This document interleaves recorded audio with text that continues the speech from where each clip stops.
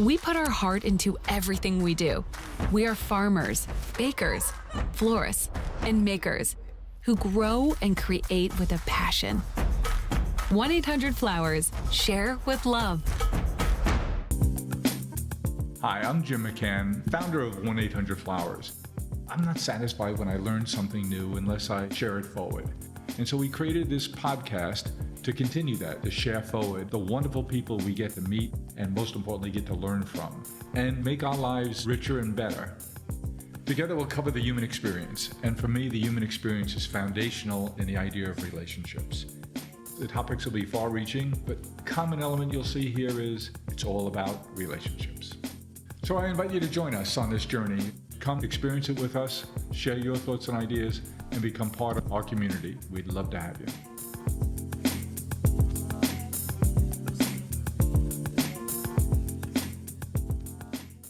Well, we have a very special edition of Celebrations Chatter today because we have some guests here in our office. We have John Lee Cronin, who's the Chief Happiness Officer at John's Crazy Socks, and his sidekick, assistant, and Chief Bottle Washer, Mark Cronin, who's the co-founder of John's Crazy Socks, also happens to be John's dad. So welcome this morning, fellas. We are glad to be here. Thank you, Sam. I really appreciate it. Good. And we also have with us Diana Martin. Diana Martin runs an organization called Smile Farms, which we'll talk quite a bit about during our discussion today. But we'd like to find out from you, John, and from you, Mark, how did this idea for John's Crazy Socks come about? As this my idea, I was started in the DNA. I started back 2016. I finished up at Huntington High School. It's going to be my last year of school. And I am an entrepreneur. Well, you were. Well, you were a student. He was a student. Yeah. Last year of school, and trying to figure out what's he going to do next. Right? And what were you looking at? I like a job program in school. I don't like the option I don't like. And Jim, you said you were an entrepreneur Yes. when you were in high school. Did you work different jobs while you were in high school? Yeah, I was, and I. What kinds of things did you do? I've been working with my parents, my mom, my dad. Yep. Before, and I worked at day camp behind Kingston, at Camp Arizona. plus you organized different things in school. Yeah, You organized a talent show. I was going to tell us. Well, this was just an excuse to get on stage yourself, obviously. Yeah, I did. So you organized a talent show at Huntington High School? I had a summer school program. Uh-huh. I had a Woodhall HMA school. But it was in the Huntington school system. Yeah. But here he is. He's looking for work. Can't find anything. And you know that's one of the reasons you have Smile Farms. Mm-hmm. Is there just aren't enough opportunities for people with different abilities. That's right. But this is where being an entrepreneur comes in. Right? You didn't see a job you wanted. What'd you say? I said, I want to create one, I want to make one. And I told my dad, I want to go business with him. And nice father and son business together. Boy, a lot of people would like to have that happen, but you've made it happen. Yeah, they did. I made that happen. Mm-hmm. And Mark, what kinds of things have you done for work in your life? I spent most of my career in the healthcare field. But, taught school. I ran, I did entrepreneurial things too. Ran healthcare management firms, set up a software company. Had never been in retail before. Had never run, warehouse or fulfillment operations. But John said, When you're writing the checks, you figure it out. you do. Let's go on this adventure. And where did you grow up? I grew up in Huntington, here in Long Island. Grew up in Huntington. Usually you came from Brooklyn, you settled in Huntington, I was born in Queens. See, there's close enough, there's getting roots. there. Born, and We're in Queens. Bayside. That's not So- Queens. Come on. That's Nassau with lower taxes. Come on. You could relate to this. My parents and their friends, and I think you may have been an acquaintance with one of them, a guy named Bill Keller. They didn't talk about the neighborhoods they came from. Parish. The parish. What Yeah. parish did you come from? But I tell the story that I left home when I was 19 to set out for the world. He swear ain't no come back. Never coming back to Long Island. So in 1997, we bought a house up in Huntington Bay, and It's a beautiful town, Huntington. It feels like a town too, doesn't it? It does. Yeah. You know, you have beautiful stores and restaurants, Absolutely. nice downtown, which is not the case with enough Long Island towns. We've now moved into Huntington Village. We have an apartment, Yeah. and it's wonderful. It's great. It's great for me. I go around entertainment myself, Yeah. and I can do something in the village. The villages is where the life is. And you can walk all over the place, right? Yes, Yeah. yeah, I do all the time. It's not about you have to get in a car or anything when you live in the village. Right. Do you have a favorite restaurant there in Huntington? Oh yeah, I have a lot of places I went around. My favorite one is really good. That Burgerology. Burgerology. Burgerology. I'm good mac and cheese. Oh, and Now, they wait have a the minute. shakes, right? Are you Oh officially? yeah, I love shake. Are you officially a spokesperson for Burgerology? I wish. I mean, do you wear like a shirt? They get paid to wear the shirt that says Burgerology. This body was created by Burgerology. I wish I could see that. But I got a feeling, Jim, if you asked John tomorrow, he'd have a different answer. It would be Sapsuckers or Finnegan's. Yeah, a chocolate smoothie cafe. Tropical smoothie. Wow, sounds like you're an aficionado of the dining scene in Huntington Village. Yes, I do. And Diana, what Mark mentioned earlier on, people with different abilities, terrible time finding work. In spite of the fact that we have less than 4% unemployment in the country right now, it's still, we know that people with disabilities, that 80% of them who are qualified to work are still unemployed. Now, that number's improved a little bit in the last 2 or 3 years, and I think it's as a result of the challenges of the labor market during COVID. So many people left the workforce that all of us employers were scrambling to find people. And so I think that created opportunities for people with different abilities or disabilities that wouldn't have seen it before. So that's a good thing, but it's still way too high a number. What is it that we're doing at Smile Farms with your leadership to try and change that? So we started out, creating jobs on farms. So the goal was to synthesize the benefits that you can get from agriculture for all people. It's so positive for your mental health, but particularly beneficial for people who have disabilities. And so we started out by partnering with nonprofits here on Long Island who serve people with disabilities to create paid job opportunities on farms that we would build with them. More recently, we've also been partnering with restaurants to create jobs out in the community, which is part of why I asked you what your favorite restaurant is, because I'm thinking, how are we going to go to them and let them know that we can bring some really qualified people to their staff, because we know that everybody needs employees right now, particularly restaurants. So we're trying to capitalize on that and bring to the forefront people who have different abilities and special abilities that other people can't see. We think this is a big opportunity for us. And that's what we're really about. We're about highlighting how our differences are a positive thing and sort of showcasing where, people like John and people like Jim's brother Kevin have incredible skills that people are not giving them credit for. And the timeliness of why we're doing this today is we're on the threshold of March. And March is National Disability Awareness Month. And I didn't realize it was only as recent as President Ronald Reagan who signed a proclamation declaring March as National Disabilities Awareness Month. It was only in 1987. I would have thought it would be long before that. But thank goodness he did. And we're here to talk about that. And you went, John, you went further than just finding a job. You created a business. Tell us about that journey. Well, we started with the lean startup. Let's get something up and running and test it. So he had the idea, and you had the name. Yeah, I have a name. I told website, have an idea. So we built a website. It was just two of us. Got some inventory. We're bootstrapping, right? So you have to make do with what you have. The only marketing we did was set up a Facebook page. I would take out my cell phone, and we made videos. And What do you think was in the videos? I am. I talk about. So you're a model and a video TV star.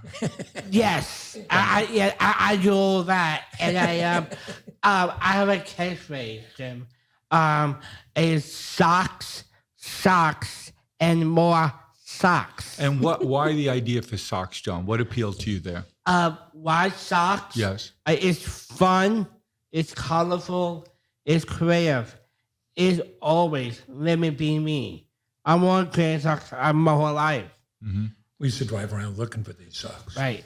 We figured if John loved them that much, we could find ours. Maybe others. Yeah. So that's how we started. It tested well. And it was all online. All online when we started. That was, what day did we open? We opened December 9th, 2016. And what happened the first day? Anything come in? We got 42 orders the first day. 42 orders the first day. Yeah. Most of them were local. How did we do most of those deliveries? How did we get them? Mostly I do a home deliveries. They get red boxes. Look those one. Yep. And about socks. Who designed that box? I've done. We bought the box, but we worked with a couple of people to design the logo. Yes. Notice not only is his name in there, but his face His is face, Yes. I love it. We're trying to get him to John to overcome his shyness. I put a sock in the box. Yep. And I put something in the box. I put a sticky note I wrote. I put a candy in it. The first candy is a Hershey Kisses. And I'll through the box. I'll go and knock doors and go up. And Were people surprised when they ordered this online and you're delivering it Yes. in person? yes, I am surprised. Mm-hmm. And a customer loves the socks. And I take a picture with me and the socks. And I share it on social media. Ask them to share it so you And get just share it. the magnification of the marketing Yes. message. We had some funny moments. There were some nights, it was after 10 o'clock at night, and John's knocking on doors saying, just John with your socks. Don't shoot me. But in that first month, really 2 weeks, we shipped 452 orders, and we knew we had something. Yeah. Unbelievable. Wow. We learned, One, people want to buy socks, and two, people want to buy socks from me. Mm-hmm. they liked that home delivery and the personal touch, the thank you note and the candy. Right. They liked the fact we'd already pledged 5% of our earnings to the Special Olympics. And in that time, in these 7 years, you've given over $500,000 to local charities. That's pretty phenomenal. Thank you. It's I know you do that, and that's part of why there's Smile Farms. It's not enough just to sell stuff. You got to give back. You got to connect. Yep. We've gone on. We've been very fortunate. Just some of the numbers. We've now shipped over 410,000 packages to 88 countries. 88 countries. Wow. The cool thing, the best part is, what's our mission? Spreading happiness. And much of that is about showing what people with different abilities can do. Mm-hmm. So we've been able to create 34 jobs. 22 of those are held by people with different abilities. And like you and like you're doing with Smile Farms, that's not enough. We want to go show the world. So we're always making the business argument that it's good business to hire people with different abilities. Mm-hmm. Yes. And there are kind of two sides to that. One side is showing other businesses and policymakers. So we've testified twice before Congress. Yes, yeah, we did. And we didn't have to be subpoenaed. It's a good thing. Yep. And any jail time involved after that? No, I hear that memo. We're speaking in March at the United Nations for On the March second time, 21st. right? Yes. And I did not realize until I was reading up about you guys what the significance of March 21st is. March 21st, I celebrate a World Journalism Day, and everyone buying Christy socks, 321, And that day is the World of Someday, and 321 copied by a extra chromosome. Because you get Down syndrome. I'll never forget it because I heard that, I learned that just today. Yeah.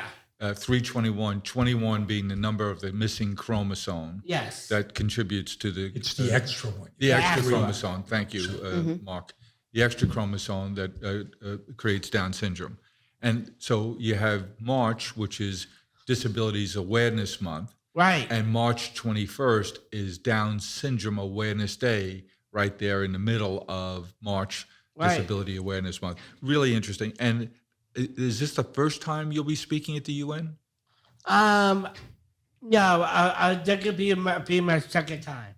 Well, of course. Of course. I do with it all. Me and my dad went down to UN. We go there all of the time and representing for World of Someday, and I give back and I represent to my business. We've been there for an entrepreneurs conference. You know, while you're there, John, there's this thing going on in the Ukraine. And while you're there, if you could get the ambassador to the Ukraine and the ambassador from Russia while you're at the UN to sit down, and if you could just spread some of your happiness to them, I think it might go a long way toward ending this conflict in Europe. What? Yeah. Yeah, absolutely. And one very big thing, a very important, our mission is spirit happiness. Two keys about spirit happiness. Please. One is gratitude. Two, gratitude and do for others. Gratitude and do for others. Do for others. Any chance you'll bring some extra John's Crazy Socks with you to the UN on March 21st? We will. Yeah, we will. You should know we have tried here at home. We made unity socks. Yeah, we do. And we gave them to every member of Congress, inviting them to, guys, let's talk to each other. Mm-hmm. We introduced them with a Democrat and a Republican member of Congress to just say we have more in common than we do that separates us. Go to 1-800-Flowers.com. Find the perfect gift. And wow the people you love. Wow. This is amazing. Whether you want to say happy birthday. So cute. Or I love you. I love you too. Thinking of you. Wow. Go to 1-800-Flowers.com. Celebrate the people you love. How amazing you guys are, and using socks to bring people together like that. It's such a unifying thing, right? Everybody needs to wear socks. I absolutely, and I totally agree. And I with Republican and Democrats. I have to get to know. I get to know together, and I don't have to be fight. I got to be get along, and we bring out a unity socks, and I sock and I show the world. You know, I just read last night what the theme is for March with National Disabilities Awareness Month, and the theme is "With Us, Not For Us." That's a beautiful message. Mm-hmm. Diana, how does that speak to you in the work that you're doing every day at Smile Farms? So it's perfect that you brought that up, because I was thinking about what you were just saying about Republicans and Democrats coming together in unity, but I'm also thinking to your question about We're all going to need socks. I mean, that's very true. But how in your workplace, you said that you have 22 people who have different abilities, but you have the remainder, 34 minus 22, do not... 12 do not have disabilities. So running an organization like Smile Farms doesn't require a lot of math. I was always advanced in math, honors, AP. I've aged a little bit, and maybe some of it is passed on. So what it's making me think of is how important inclusion is, right? So we're not just talking about creating isolated jobs. We want jobs and we want opportunities where we have people with disabilities and without working side by side, which is really key to what we're doing at Smile Farms and what you're doing. Not for us. Exactly. We take the term from the Special Olympics that we've created a unified workplace. There you go. And everybody's better off. But Our experience speaks to that with us, not for us. So we do our own fulfillment, run our own warehouse. Where is that? We're in Farmingdale now, and moved to larger space. What do we call the pickers in our warehouse? I call it sock wranglers. And almost all of our sock wranglers have a differing ability. But I want to be very careful here. We don't give jobs to anybody. Everybody who works there has earned that job. To get that job, you have to pass the sock wrangler test. You have to show you can do the job, nothing extraneous. And that's Now, this wrangling, Yes. do they sometimes get away? Rogue socks.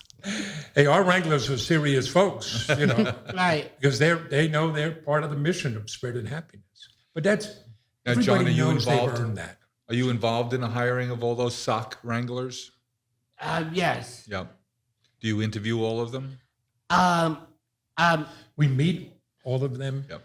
The hiring process is once you come in, you meet with John and me, because we want you to know the mission and the values and what matters. We also want to make sure you want to be there, that you're not there because mom and dad want you there or a job coach wants you there. Then one of our current sock wranglers provides the training. So you've trained a whole bunch Yeah, of them. I train people up, and one downside that, Yeah. a friend pointed to us, I am nice guy, but he don't. I'm not, right? If you get to know us, you'll find out John's a very nice I've been guy. nice guy. I'm not. And Not a nice so guy. much, huh? No. Not a nice guy. Okay. So if you're going to work there, you got to produce. Yeah, But that's, Who's the best sock wrangler you've ever seen? everybody is a question around, Yeah. and they want to work so hard and find a way as their strengths. Yeah. As their strengths, how they work very hard. I get it done, and well, if I could, let me share an example Yeah, of one of please. our colleagues. Yes. I'll tell him about Thomas. yeah, I love that story. So Thomas's mom calls us up in October of 2017 and says, I hear you hire people like my son. I want you to hire my son. Right. Our colleague says, we're not hiring, but we'll post the job when we do. Well, she called every day because she's a mom. And I call her up and I said, tell me about Thomas. She says, well, he's a young man with autism in his early 20s, and he's in a bad way. He's very depressed. We have trouble getting him to come out of his room. He won't shower or shave, won't join any programs, and he hasn't spoken to his father in over 6 months. Sounds like a wonderful employee. And when we had an opening, called her up and said, bring Thomas out. Well, Thomas passed that sock wrangler test as if he was put on this earth to be a sock wrangler. Today, when he's working, he is showered and shaved at 6:30 in the morning, waiting for his father to drive him to work. They come out from Ozone Park. And when he gets in the building, the young man who wouldn't look or talk to anybody goes around and wishes everybody a good morning. We did nothing. We had no special training, no special programs, no government support. All we did was give Thomas the opportunity to earn a job, and he does a great job. That's what it's about. And let me guess. How's his conversations with his dad? They're talking all the time in the car now, right? It's Diana, we hear stories like that all the time. Here at Smile Farms, for those of you, why don't we give a little bit more color how Smile Farms started and what we're doing here in its relationship with 1-800-Flowers? Sure. So Smile Farms was started by Jim and by his brother, Chris McCann, who are the CEO and founder of 1-800-Flowers. Part of the main reason that they founded it was to create opportunities for their brother, Kevin, who does have developmental disabilities. And the goal was to find him paid employment because he was able to spend his time in his day hab program gardening and doing things, along those lines, but he wasn't getting paid for it. And so Jim and Chris didn't think that was fair or appropriate or what they wanted for him or for others like him. So they said, how do we turn this into a paid employment opportunity? And they were able to clearly establish, this is what we know and this is what we don't know. So where are we going to look to get the expertise on this? Well, we're going to partner with the people that provide the services. And so that's how our flagship partner became IGHL, Independent Group Home Living. Most people who live on Long Island know them very well. And we started with the first campus with 30 employees. That was in 2015. Kevin is an employee there. He was then and is still now. And then now we are up to 11 campuses. We're going to be opening our 12th one later this year. And we have over 270 people that are benefiting from our services. And that's not even counting the family members and other people who are benefiting by being side by side, working side by side by people with disabilities. So that's where we started, and that's where we are now, just in a nutshell. How transformative, how wonderful. But what we've learned is that jobs are a lot more than about a paycheck, as is the case with Thomas, as is the case with you, John. Yes. It's about a reason to get up in the morning. It's social.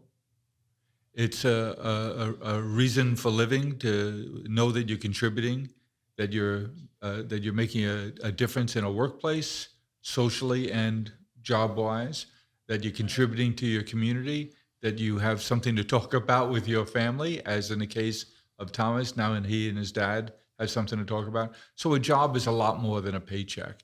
And that's what you prove with the 34 people who work at John's Crazy Socks every day. And it's what the team led by Diana and Rebecca at Smile Farms gets to witness and make happen every day. So we have 200 and almost 300 people who work directly with us, and we have another couple of hundred who are involved in our programs. And as Diana said, the impact of that is thousands of people, because they all have family members, and we all know the stories about, like Thomas, about what a difference a job can make.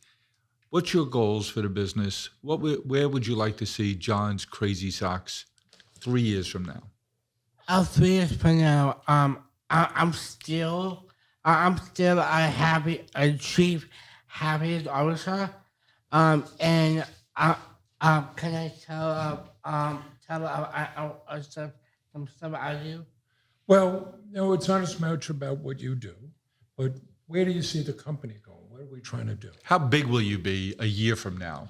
You've shipped 500,000 packages almost of socks. You've contributed $500,000 to local charities. I know you're a Special Olympian, and that's a charity that's near and dear to your heart. Are you still involved in Special Olympics? Yes, I'm still doing Special Olympics. Uh-huh. We were talking with Kevin before about it. In fact, what are you doing this weekend? This weekend, I have a snowshoe competition this weekend. Where are you going to find snow? Actually, I'm going to have it at a beach. Oh, that's a good idea. Snow at the beach. Because Where? we've had such a mild winter, we haven't seen any snow. Yeah. Yeah. Jim, you asked about growth. We want to reach more people, create more jobs, and our customers sharing the experience, because they know when they buy from us, they'll get great socks. We got 30,000 five-star reviews, but they know they're creating jobs for people with different abilities. They're helping us give back. They're helping us spread happiness. So we're selling direct to consumer. We're growing our B2B business. We're now entering the retail, the wholesale channel. So we're going to be we are selling through 1-800-Flowers and Smile Farms. We're going to be doing things with Smile Farms to see, particularly, are there ways we can collaborate on employment? Mm-hmm. We're about to enroll people in a program we call JCS Champions. The idea is to put people with differing abilities into their own business by giving them a business in a box so that they could sell our products at craft fairs, farmer markets, not a franchise, their business, and have the same opportunity John had. Absolutely. That's a great way to spread the positive experience. Diana, what Mark referenced selling the product on Flowers and on Smile Farms. Give us a little story, background story on that. What you did with NYU Langone Long Island campus last summer, and how that gave birth to this idea of we can support other entrepreneurs that are people with different abilities? Sure. So we have this great opportunity with NYU Langone Health. One of our advisory board members, Dr. George Gabernikoff, is a cardiologist there, and he has always had this vision that there would be a farmers market at NYU Langone, and he's always had the vision of having Smile Farms be a leader in it. And so this year we finally made it happen. And so we collaborated and we created a farmers market that is every other Wednesday throughout the summer. And we started out with, I think, 8 and ended up with 14 vendors there. And Smile Farms' role was to reach out to the people in the community to determine who would be the best vendors. And we went out of our way to include as many vendors that either employed or were founded by people with disabilities as we possibly could.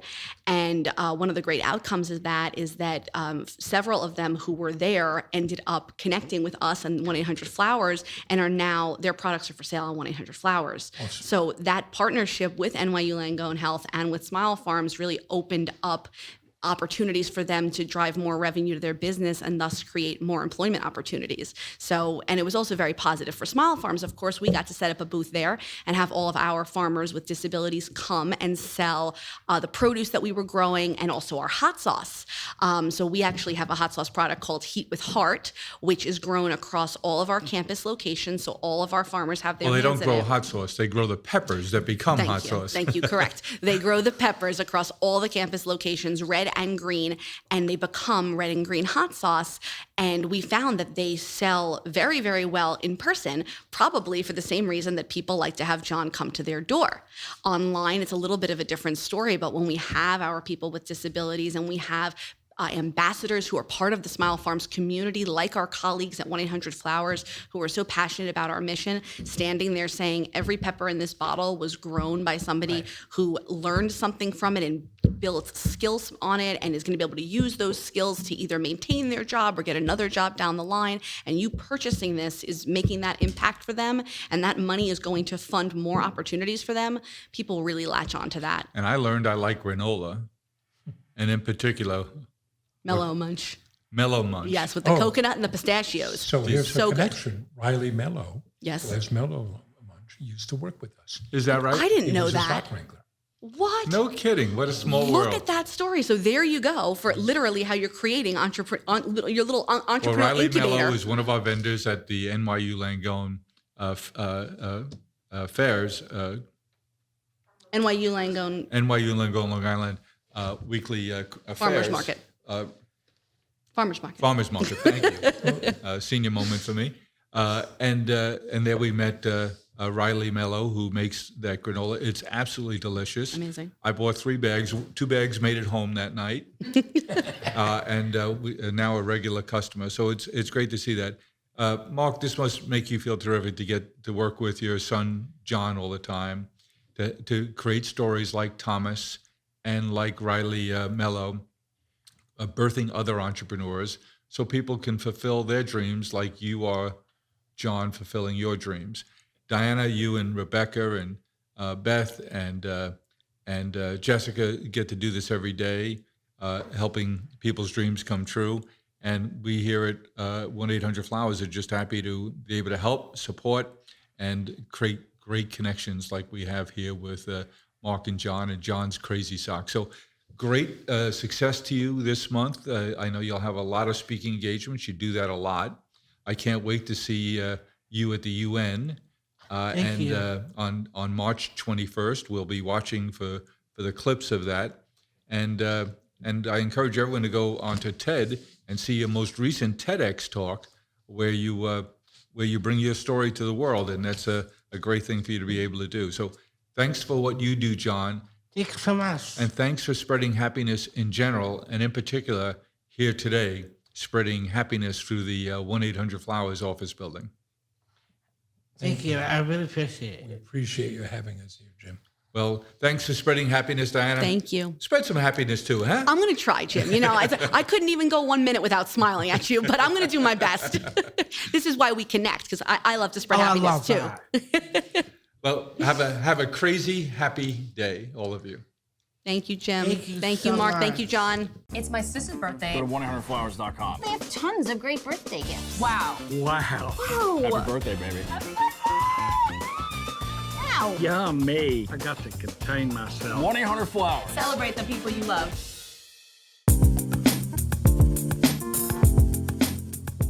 Well, I hope you enjoyed what you heard, and I know I'll be sharing it forward. I hope you get to as well. Let's keep the conversation going. Follow me along on Twitter at Jim1800Flowers and on LinkedIn at Jim McCann. Hope to talk to you soon.